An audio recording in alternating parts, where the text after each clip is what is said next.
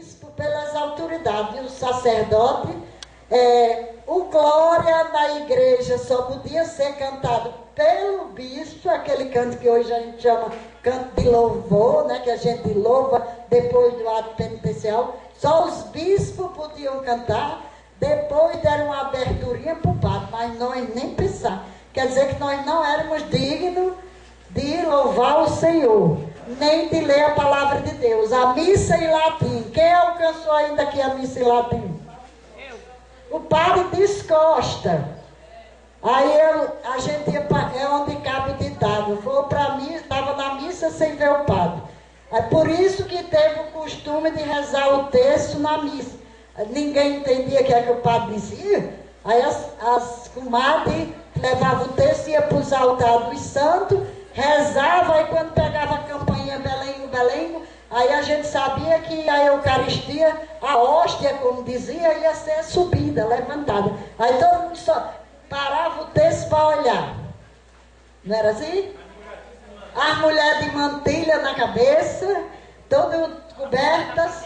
Então, João 23 disse, não, isso está errado, isso não é modelo de evangelização. Como é que uma igreja que é batizados tem que ser voltada para o mundo? Então convocou o Concílio Vaticano II.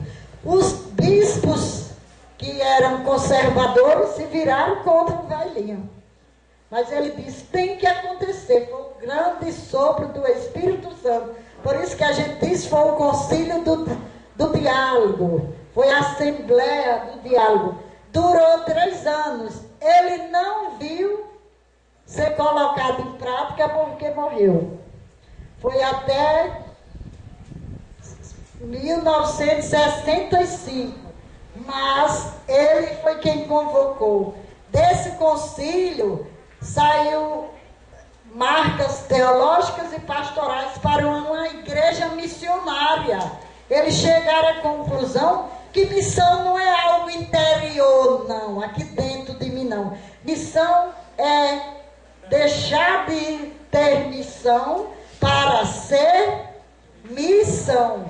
Então ele sentiu isso e trouxe para esse concílio essa ideia que todo missionário, todo batizado é missionário por natureza. E a igreja de Cristo é uma igreja missionária por excelência. Então, essa riqueza tinha que sair, tinha que ser aberta para o mundo. Então, aconteceu o Vaticano II, né? Muita briga. Aí nessa época as freiras começaram a sair do convento para morar nas comunidades. A Bíblia começou a ser traduzida em outras línguas para nós, também na língua portuguesa, para que nós pudéssemos manusear, ler a Bíblia, conhecer essa palavra, porque até aquele momento era uma palavra morta, né? Que ninguém sabia. E as freiras muitas tiraram aquelas vestes pesadas, né? Que era, eu vi lá em Pau dos Ferros, no convento, tem um retrato uma foto das irmãs com aquelas coisas na cabeça, pareciam umas orelhas dessa altura lá, e foram morar no meio do povo. Então foi um concílio que trouxe novos ventos, novos ares para nós. E esse concílio, ele começou, fez a opção pelos pobres, mas uma opção bem fraca.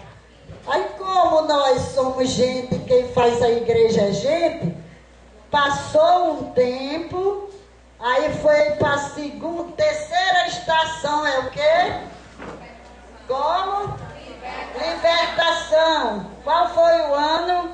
1968. Aonde? Medellín, Colômbia. Na Colômbia. Já foi aqui na América Latina, né? Então lá na Colômbia, a igreja sentiu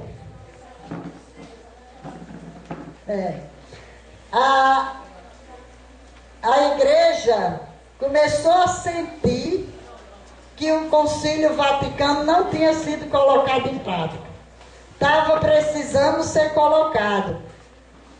Que a América estava se transformando e esse concílio aconteceu à luz do Vaticano, dando continuidade ao que tinha acontecido aí.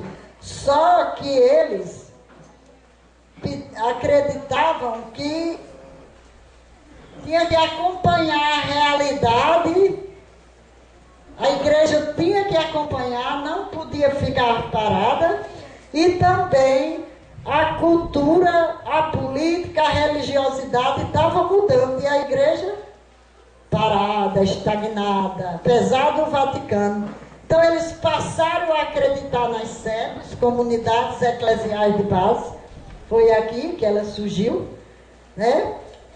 Também a libertação que levava à transformação, aí fez a opção mesmo preferencial pelos pobres, constatando os bispos da América Latina que a injustiça podia ser chamada de violência institucionalizada. Nessa época as injustiças, como hoje ainda é, era apoiada por lei. A lei falava mais alto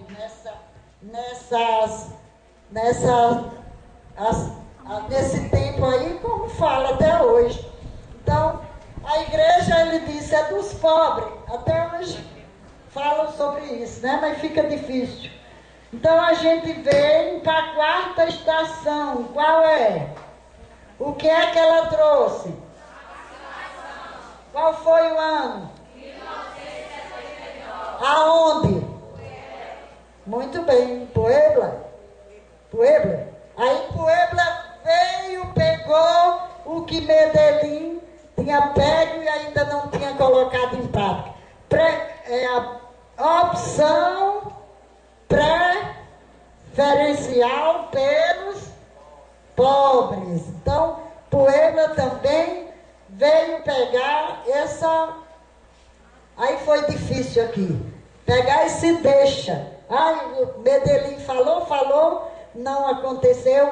Aí teve muitos padres. Esse foi uma revolução, foi na época da rachadura da ditadura. A Roma se pronunciou, calou Leonardo Boff, calou Dom Helder Câmara, não é? Porque tem os conservadores, tem aqueles, Frei Beto e outros que foram calados por Roma porque anunciavam a libertação transformadora, começando de dentro da igreja, começando pelo clero.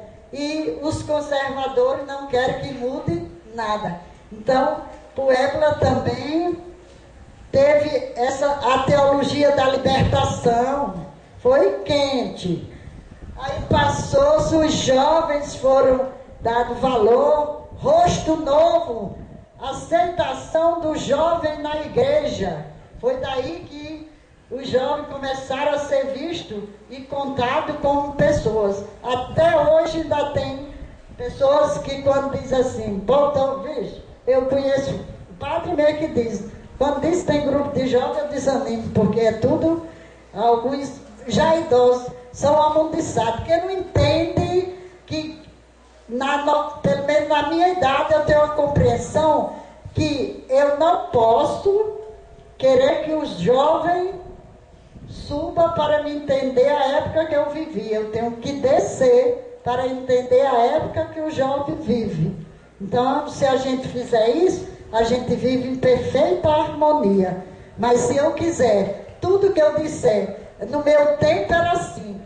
Mas tem que ser assim. Não. Meu tempo passou. Hoje é o tempo dos jovens. Então, eu tenho que compreender